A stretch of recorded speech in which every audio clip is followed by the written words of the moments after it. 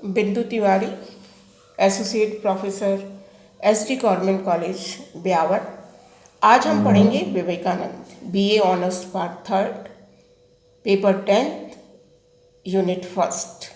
पहले हमने राजा राम मोहन राय के बारे में जानकारी प्राप्त की थी।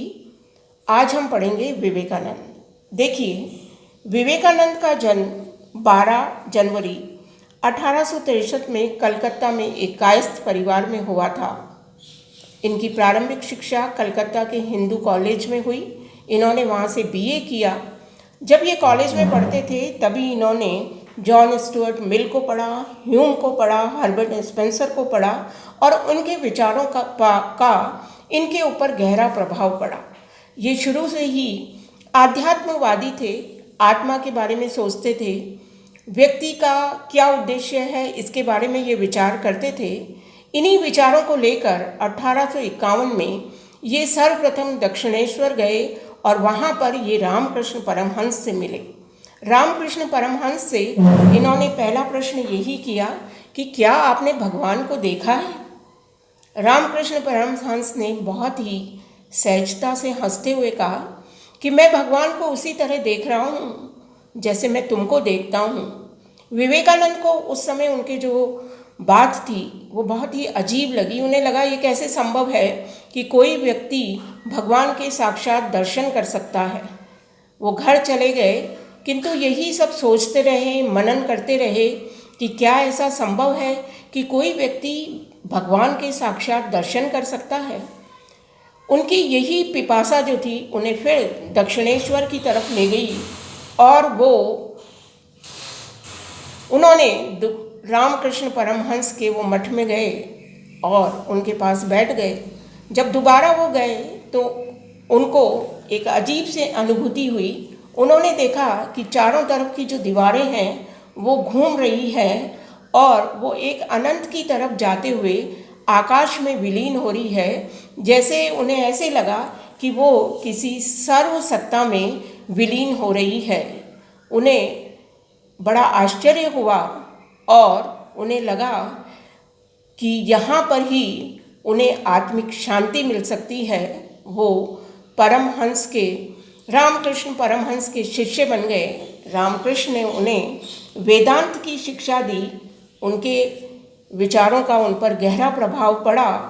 उसके बाद स्वामी जी ने कई जगहों की यात्राएं की।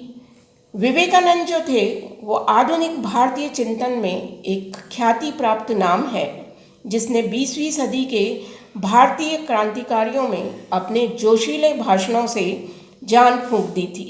उनके लेख पढ़कर नौजवानों में जोश आ जाता था।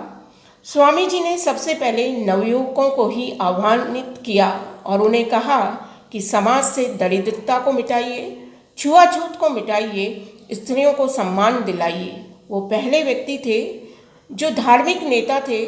उन्होंने कभी भी राजनीतिक भाषण नहीं दिए, न ही उन्होंने ब्रिटिश लोगों के खिलाफ कोई आवाज़ उठाई, किंतु फिर भी वो सच्चे देशभक्त थे।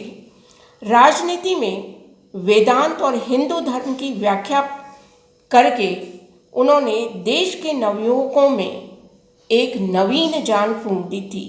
उन्होंने भारत की प्राचीन गौरव को पुनः स्थापित कर दिया था। इस प्रकार वो एक राष्ट्रीय गौरव के प्रतीक बन गए थे। राजनीतिक तौर पे देखा जाए तो स्वामी जी बहुत आगे थे। स्वामी जी अपने समय से काफ़ी आगे थे।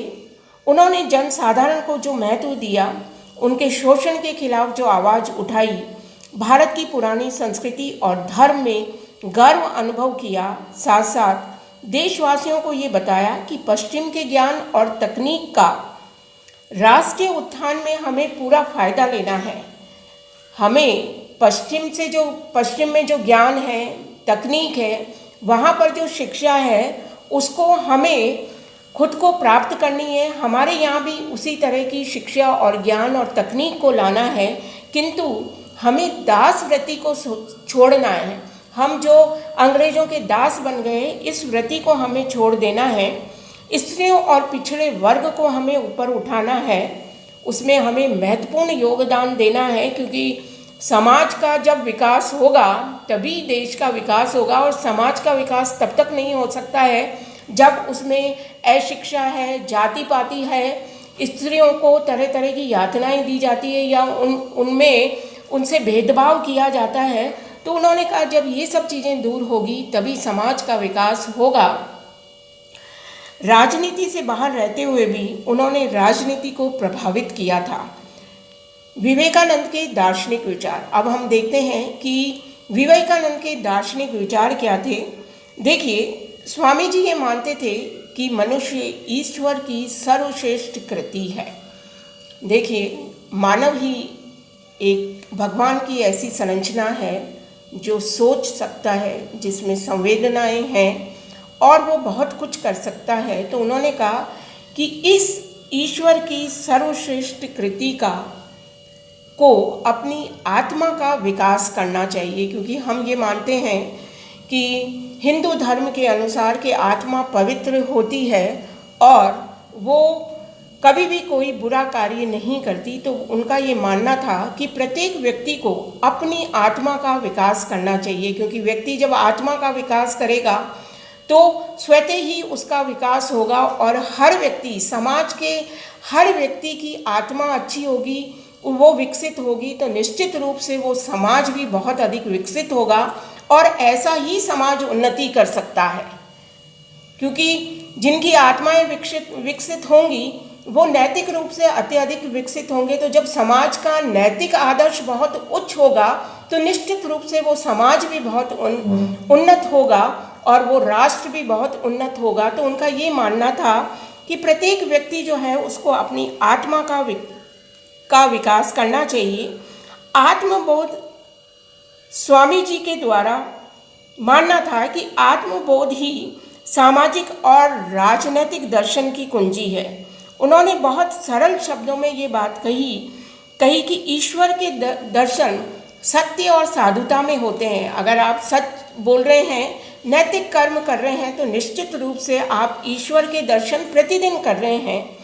अविद्या का नाश और विद्या की वृद्धि हो ही व्यक्ति को पूर्णता की ओर ले जाता है। वेदांत के संबंध में स्वामी जी के जो विचार थे, क्योंकि उन्होंने जो प्रारंभिक उनको ज्ञान प्राप्त हुआ था, उन्होंने प्रारंभिक जो ज्ञान हासिल किया था वो वेदों से ही किया था और उनकी वेदों में परम आस्था थी। उनका मानना था कि अविद्या मानव की प्रकृति है, इसलिए उसे दुख झेलना पड़ता है। विद्या आदमी को उन्नति की ओर ले जाती है। स्वामी जी ने परमेश्वर के बहुत रूप बताए, है ना। हम मंदिर में भगवान की एक मूर्ति रखकर उसकी पूजा करते हैं, दीपक जलाते हैं। तो उन्होंने कहा कि भगवान देखिए कितने रूपों में आपको मिल जाता है। तो उन्होंने परमेश्वर के लक्षण गिनाते हुए कहा कि परमेश्वर क्या है? स्वतंत्रता परमेश्वर है। आप अगर स्वतंत्र है तो आप किसी भी तरह से कोई चिंतन कर सकते हैं, तो स्वतंत्रता भी परमेश्वर है।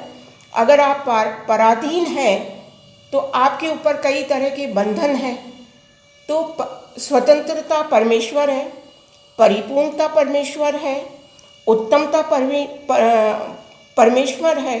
तो उनका मानना था कि ये सारे जो हैं वो भगवान के लक्षण हैं। स्वामी जी ने स्वाधीनता पर अत्यधिक बल दिया।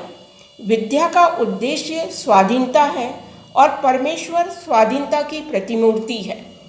विद्या है वो आपको स्वाधीनता की तरफ ले जाती है और जब आप स्वाधीन हैं तो वो परमेश्वर की प्रतिमूर्ति हैं। पूर्णता की ओर ले जाने वाला तत्व जो है वो वेदांत है। स्वामी जी ने ये भी कहा कि व्यक्ति को मानव सेवा करनी चाहिए, क्योंकि मानव सेवा ही ईश्वर है।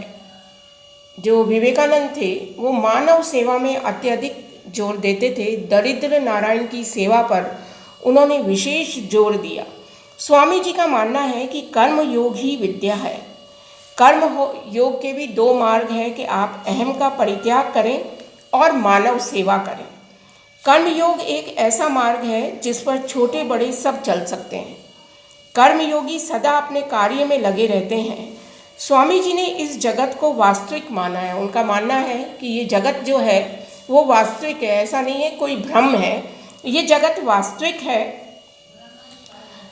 और शाश्वत नहीं है। मानव एक सामाजिक जीव है। स्वामी जी कहते थे कि स्वर्ग की क्यों प्रतीक्षा करते हैं उसे हम यहीं बना सकते हैं। स्वर्ग के द्वार की कुंजी जो है वो मानव सेवा है, अर्थात कर्म योग। क्योंकि हम निरंतर कर्म करते हैं तो हमें अच्छे कर्म करने चाहिए। अच्छे कर्म का तात्पर्य है कि हमें मानव की सेवा करनी चाहिए, दरिद्र लोगों की सेवा करनी चाहिए। देखिए, आपने कई धार्मिक जो हमारे गुरु हैं उन्हों के विचार पढ़े होंगे, या भक्ति आंदोलन के संतों को विचार पढ़े होंगे, तो आपने माना होगा कई लोग ये मानते हैं कि जीव सत्य है, जगत मिथ्या है। तो जो ये स्वामी जी हैं उनका मानना है कि ये जगत जो है, आपको जो ये वर्ल्ड दिखाई दे रहा है, ये विश्व जो दिखाई दे रहा है, वो रियल है, वो वास्तविक है। यद्यपि उनका ये कहना था कि ये जगत जो है वो शाश्वत नहीं है, इटर्नल नहीं है, हमेशा बना नहीं रहेगा। उसका उद्भव हुआ है, विकास हुआ है, वो पुनः पतन भी होगा। जैसे हम कहते हैं ना, प्रलय आता है और ये सृष्टि का विनाश होता है। किंतु वो ये कह रहे हैं कि अभी हम जिस जगत में रह रहे हैं वो जगत सत्य है। उस जगत में रहकर आपको दरिद्र नारायण की सेवा करनी है, मानव की सेवा करनी है, क्योंकि ये मानव सेवा ही स्वर्ग की कुंजी है। आप स्वर्ग में जाने की बात करते हैं तो उन्होंने कहा कि स्वर्ग तो यही है। आप अगर मानव सेवा करते हैं तो ये मानव सेवा ही आपको स्वर्ग की ओर ले जाएगी।